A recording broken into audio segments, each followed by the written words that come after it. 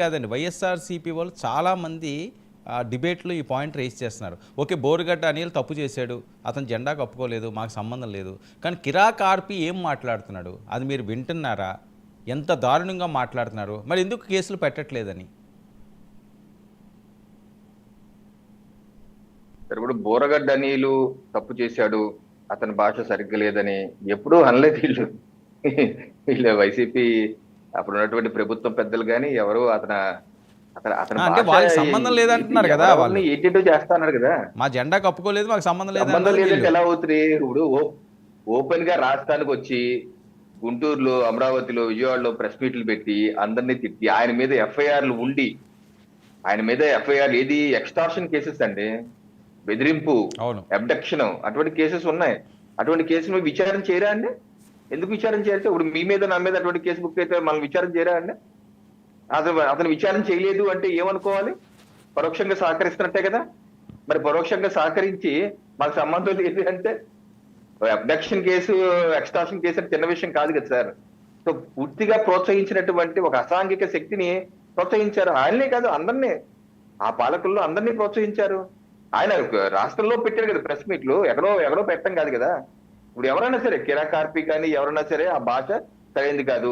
ఒకవేళ కిరాక్ ఆర్పి మీద మీరు ఎఫ్ఐఆర్ నమోదు చేయండి, చేయకపోతే మీరు కోర్టుకు వెళ్ళండి, కోర్టు ద్వారా ఎఫ్ఐఆర్ నమోదు చేయించండి. ఈ రకంగా పోసాని కృష్ణమురళి గారు మాట్లాడితే ఎఫ్ఐఆర్ నమోదు చేయలేదు, ఆ రోజు కోర్టుకు వెళ్ళారు, కోర్టు ద్వారా రాజమండ్రిలో ఎఫ్ఐఆర్ నమోదు అయింది మీ ప్రభుత్వ హయాంలోనే. అలాగే ఇప్పుడు కూడా చేయండి, మీకు ఉన్నాయి కదా ఆప్షన్స్, ఉన్నాయి కదా, ఆప్షన్ ప్రకారం వెళ్ళి మీరు చట్ట ప్రకారం పోరాడండి. అంతేగాని బోరగడ్డ అనిల్ని పరోక్షంగా వెనకేసుకుని వచ్చే విధంగా అతన్ని ప్రోత్సహించి ఈ రకమైనటువంటి చేసి ఈ రోజు ఏంటంటో మాట్లాడటం సమంజసం కాదు. ఒకటి. రెండు, మద్యం గురించి చెప్పారు. సో మద్యం అసలు 2019 ముందు పాదయాత్ర జగన్మోహన్ రెడ్డి గారు చెప్పింది ఏంటి?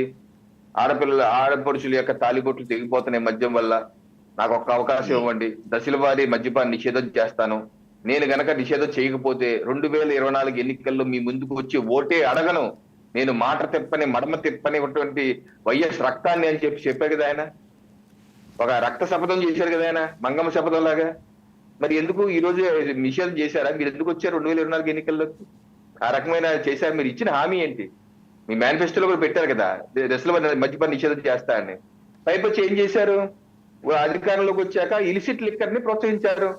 నాన్ డ్యూటీ పేడ్ లిక్కర్, పక్క రాష్ట్రాల్లో వచ్చినటువంటి లిక్కర్ మొత్తాన్ని దింపి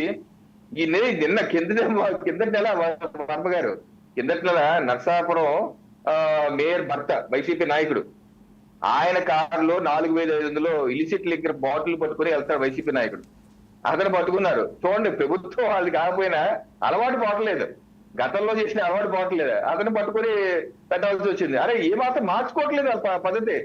ఆ రకంగా ఆ రోజుల్లో ఆ ప్రభుత్వం ఉన్నప్పుడు రేట్లు పెంచేసి పక్క రాష్ట్రం నుంచి తీసుకొచ్చి నాన్ లిక్కర్ చేయించి, అలాగే ఇక్కడ నాటు సారాలు కాయించి మొత్తం చేసుకున్నారు. ఈ రోజు వచ్చాక అన్ని ఆపి పారదర్శకంగా రవికిరణ్ గారు కౌన్సిల్ అని చెప్పారు. ఓకే, రవికిరణ్ గారు, ఏదైతే వివేక గారి అర్జీకి సంబంధించి ఉన్నదో అప్పుడున్న గవర్నమెంట్, ఇప్పుడు మీ కూటమి తెలుగుదేశం పార్టీ హయాంలో ఉంది. నాకు తెలిసి మీరు కూడా అప్పుడు ఉన్నారు కదా. అవును, బీజేపీ కూడా ఉంది ఆ టైంలోని.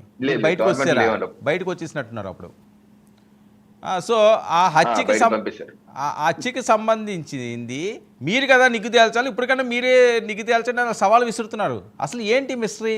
ఇన్ని సంవత్సరాలు అంత అతి దారుణంగా గొడ్డలతో నరికి అది ఏమీ కాదని చెప్పి జస్ట్ ఏదో సూత్తో కుట్లు కుట్టినట్టు కుట్టి గుండెపోటు అని చెప్పేసి కార్యక్రమం అది. అప్పుడు ఎలక్షన్ కోడ్ ఉంది, మరి సాయంత్రానికి వీళ్ళేమో ఫస్ట్ ఏమో గుండెపోటు అన్నారు, ఆ తర్వాత గొడ్డలి పోటు అన్నారు.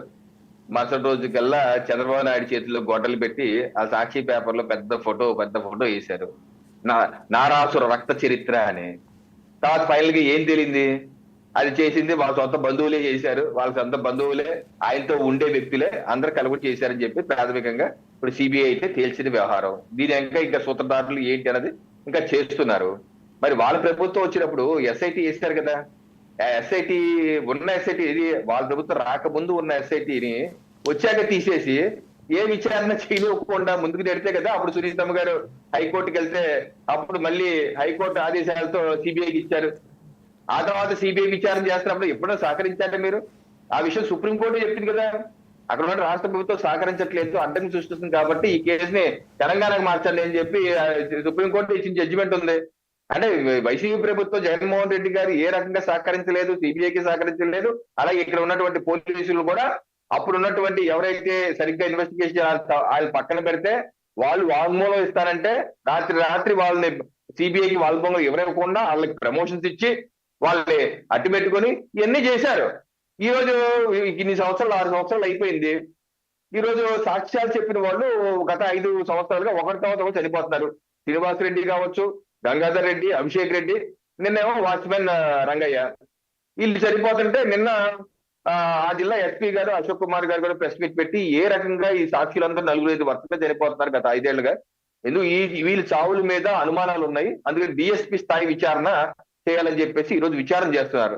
అంటే ఈ రకమైన ఇప్పుడు ఎలా ఉంటుందంటే ఈ criminal mind set. Paritala Ravi అండి, ఆయన్ని చంపేశారు.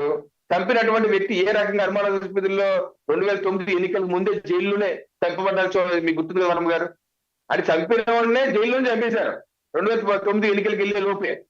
సో ఈ రకమైన క్రిమినల్ మైండ్ సెట్ ఉన్న ఆలోచన విధానంలో ఉన్న వ్యక్తులు ఉన్నారు. సో అందుకని పోలీసులే చెప్తున్నారు, ఎస్పీ గారే అనుమానం వ్యక్తం చేస్తారు, అంటే ఎవరు చేస్తారంటున్నారు. తెలియనివ్వండి దానిలో ఎవరెవరు ఎందుకలా. ఇప్పుడు రంగయ్య భార్య, రంగయ్య కొడుకు కూడా చెప్తున్నారు.